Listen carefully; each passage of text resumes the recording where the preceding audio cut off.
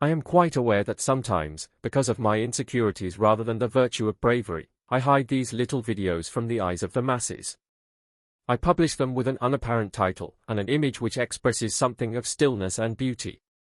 The ordinary mind which has cascaded into the workings of the biological brain has a hunger that feeds of stimulation, a stimulation which must contain titillation, something transient that touches our basic sensuality. And therefore the mindless mind cannot tolerate the title nor endure the beauty and stillness of the picture, because the last may bring us closer to our pain and fear, which is the prison of our exquisite and beautiful self. The hunger for stimulation, or distraction, which by the way, in heaven is called the dance of death, is a secondary hunger which tries to suppress the primary hunger, which is a deep awareness of self in our longing for God Himself. But the above aside, this morning I am fighting another thing, the world itself as it were, or more specifically, a thing we can call quantum ownership. I use the term here as something of a metaphor, and it must exist so for us, because who understands such physics? Meanwhile, I am quite aware that such a term pierces like an electrical spear into the mind of some, and the humble mind takes it in for understanding, and the prideful mind digests it and spits it out with the most marvelous psychosis which lives in the need to be right.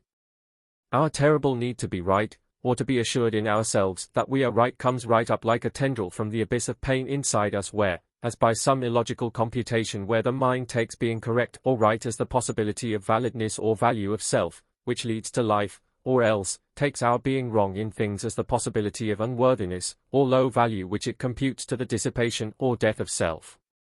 But this mindlessness aside, I want to make a small point of quantum ownership. It happens in every field, every scenario of ordinary life, and we will take the stock market for our example. On television, so many commentators, a glorious babble of discussion about the stock market, or finance. On the surface, informational, but there is a unique, shall we say unique quantum particle, a catalytic agent, or whatever we call it, within the consciousness of the minds of the great roar of So, and great feast of So. Their consciousness have claimed or captured reality at a certain angle, they see it so, in their minds, and this seeing it so, collects the quantum state if you would into the exactness of the So, and moreover, and more to the point, they claim ownership over the angle of reality, over money or wealth, by mere will of mind, by the insistence of the So, from their quantum brains.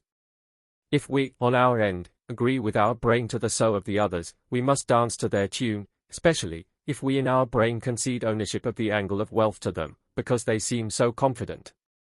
Rule 1, claim ownership over wealth. Rule 2, don't fight with them, let them be.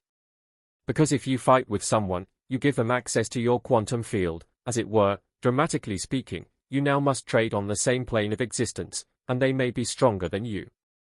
If the creative field of the quantum world exists, or some analogous state, then the particles are in flux, unsure, but with desire, and they will be, in their unsure state, be on the lookout for conscious minds which has desire and intention, or purpose, those who observe, and particularly, in their uncertainty, find certainty in those who claim ownership.